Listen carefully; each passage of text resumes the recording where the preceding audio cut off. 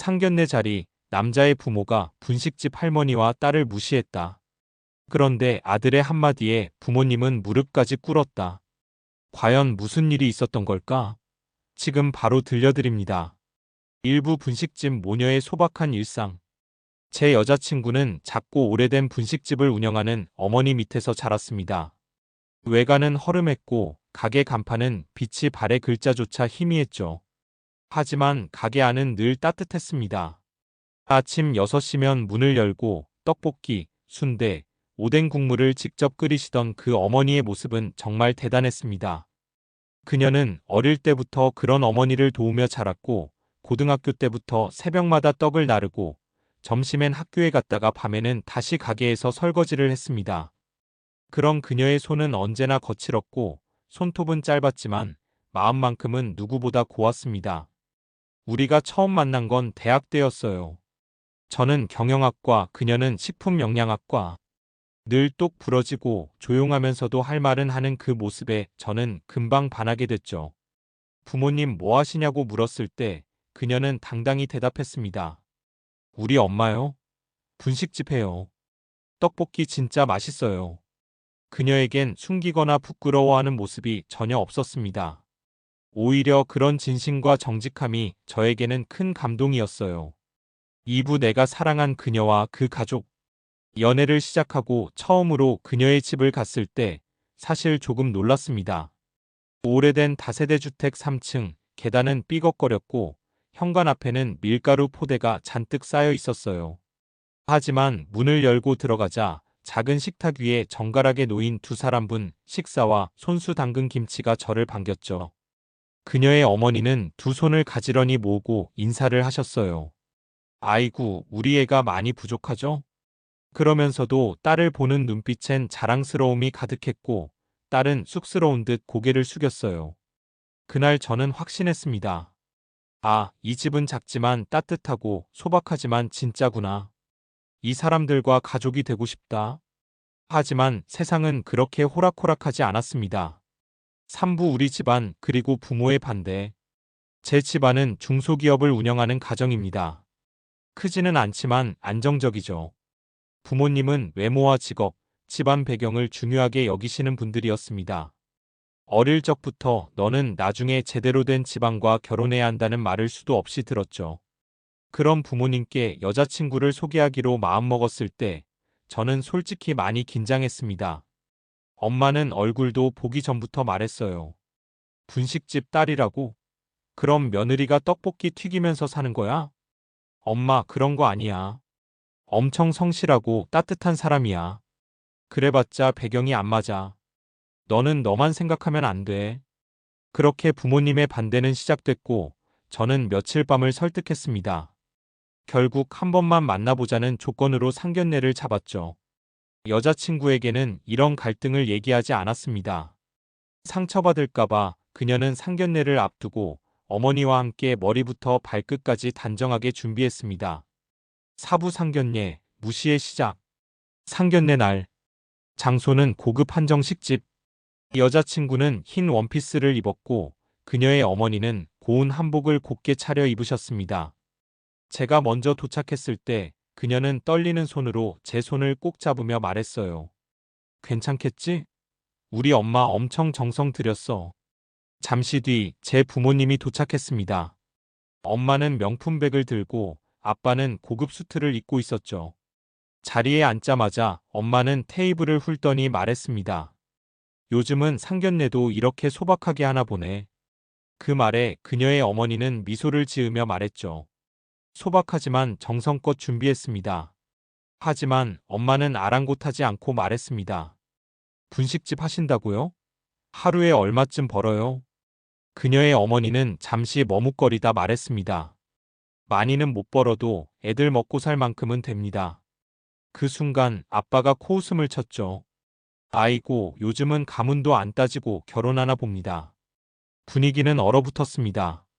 여자친구는 고개를 숙였고 저는 식은땀을 흘리며 말없이 손을 잡았습니다. 그리고 엄마가 마지막으로 말했습니다. 우리 아들은 이렇게 허술한 집안에 줄 사람 아닙니다. 그리고 자리에서 일어나려던 순간 오부 갑작스러운 정적과 아들의 반응. 잠깐만요. 제가 조용히 입을 열었습니다. 부모님은 의아한 표정으로 저를 바라봤고 여자친구와 그녀의 어머니는 숨을 삼키는 듯 했습니다. 그 정적 속에서 저는 또박또박 말했습니다. 지금 엄마 아빠가 무시하고 있는 이 분식집 하루 매출 얼마인지 아세요? 부모님은 말을 잇지 못했고 저는 계속 이어갔습니다. 이 가게 하루에 120만 원 이상 나옵니다. 배달 안 해요. 오직 가게에서만 팔아요. 연매출로 따지면 4억이 넘습니다. 순수익도 1억 가까이 되죠. 엄마는 당황한 눈빛으로 저를 바라봤고 아빠는 고개를 갸우뚱했습니다. 말도 안 돼, 분식집이 무슨. 엄마 아빠는 이 가게를 보고 허름하다고 생각했겠지만 이 안에서 어머니는 20년 동안 매일 새벽 5시에 나와 반죽하고 국물을 직접 내셨어요. 위생 점검 한 번 문제 생긴 적 없고요. 방송 출연 제안도 몇 번 받으셨습니다. 그런데 그런 분께 이렇게 함부로 말하시면 안 되죠. 그 순간 그녀의 어머니가 조용히 눈시울을 붉히셨습니다. 저는 더는 참을 수 없었습니다. 그리고 저 결혼은 부모님의 허락보다 제 인생의 결정입니다.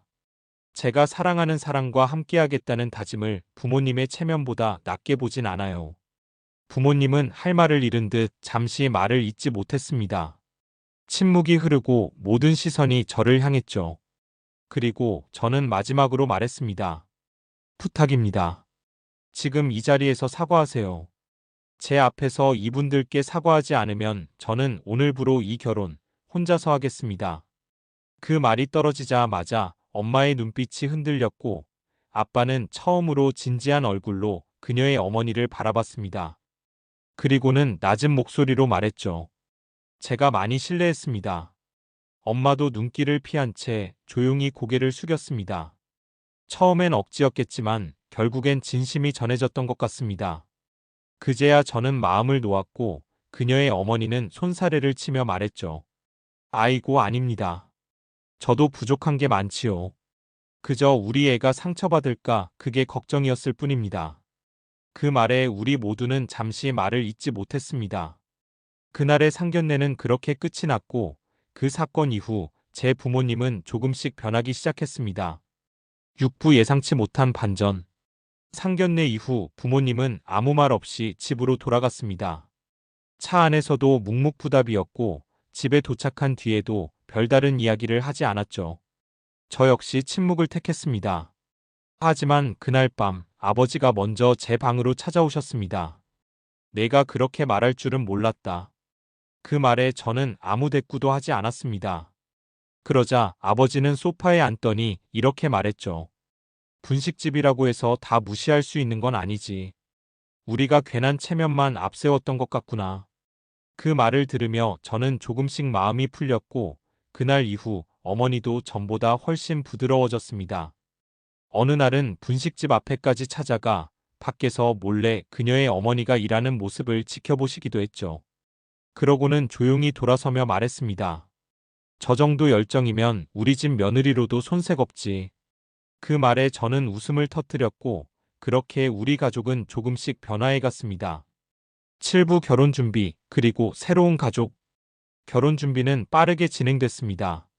웨딩홀은 그녀가 좋아하는 작은 정원 예식장으로 정했고 예물이나 예단은 간소하게 하기로 했습니다. 하지만 그 누구보다 정성을 다한 건 역시 그녀의 어머니였습니다. 드레스 피팅 날 그녀의 어머니는 눈물을 흘리며 말했죠. 이렇게 예쁜 우리 애가 내 손을 잡고 가는구나. 그 순간 저는 다짐했습니다. 어떤 일이 있어도 이 가족을 지켜야겠다고요. 결혼식 당일 제 부모님은 정중하게 인사드렸고 어머니는 그녀의 손을 꼭 잡고 말했습니다. 앞으로는 내가 친정엄마처럼 대해줄게요. 마음 불편한 일 없게 잘할게요. 그 말에 그녀는 말없이 고개를 끄덕였고 저는 그 모습을 보며 참 감사한 마음이 들었습니다. 결혼식은 눈물과 웃음이 뒤섞인 아름다운 날이었고 우리는 가족이 되었습니다. 8부 사이다의 완성, 무릎 꿇은 진심. 결혼 준비가 순조롭게 진행되는 와중에도 저희 가족 사이에는 아직도 조금씩 엇갈리는 감정이 있었습니다. 특히 부모님께서 그녀의 가족을 완전히 이해하기까지는 시간이 필요했죠. 그런데 어느 날 뜻밖의 일이 벌어졌습니다. 제가 부모님과 함께 분식집에 방문한 날이었죠. 가게 문을 열고 들어서자 어머니께서 떡볶이를 만들고 계셨습니다. 바쁜 손놀림에도 한결같이 정성스러운 모습에 부모님은 말없이 그 모습을 바라봤습니다. 그리고 갑자기 아버지가 무릎을 꿇으며 말했습니다. 그동안 나도 너무 무례했습니다. 이렇게 성실하고 정직한 분께 예의를 갖추지 못해 죄송합니다. 어머니는 눈물을 글썽이며 고개를 숙였고 그 모습에 우리 모두가 감동했습니다. 그날 이후로 부모님은 분식집 할머니와 딸을 진심으로 존중하게 되었고 우리 가족 간의 벽은 완전히 허물어졌습니다. 그 사건은 저희 가족에게 큰 전환점이 되었고 저 또한 평생 잊지 못할 순간이 되었습니다. 부부 새로운 시작과 가족의 화합. 결혼식을 치르고 난 뒤 우리는 새 집으로 이사를 했습니다. 그 집은 오래된 아파트였지만 저희 가족이 함께 꾸려갈 새로운 보금자리였죠. 처음에는 어색했던 우리 가족들이었지만 시간이 지날수록 서로의 진심을 이해하며 진정한 화합을 이루었습니다. 어머니께서는 가끔씩 분식집에서 맛있게 먹던 떡볶이를 직접 만들어 주셨고 부모님도 그 음식을 맛보며 미소를 지었죠. 내가 데려온 사람이 참 마음씨 고운 사람이다. 아버지의 이 한마디가 저에게는 무엇보다 큰 위로가 되었습니다. 그렇게 우리는 서로를 이해하며 조금씩 한 가족으로 단단히 묶이게 되었습니다. 식부 마무리와 앞으로의 다짐. 지금 돌이켜보면 그날 상견례 자리에서 있었던 일들은 우리 가족에게 큰 시련이자 동시에 성장의 기회였습니다. 사람은 누구나 첫인상에 쉽게 판단하지만 진정한 가치는 그 안에 담긴 마음과 노력에서 나온다는 것을 깨달았습니다. 저희 가족은 그 경험을 통해 더 단단해졌고 서로를 존중하며 이해하는 법을 배웠습니다.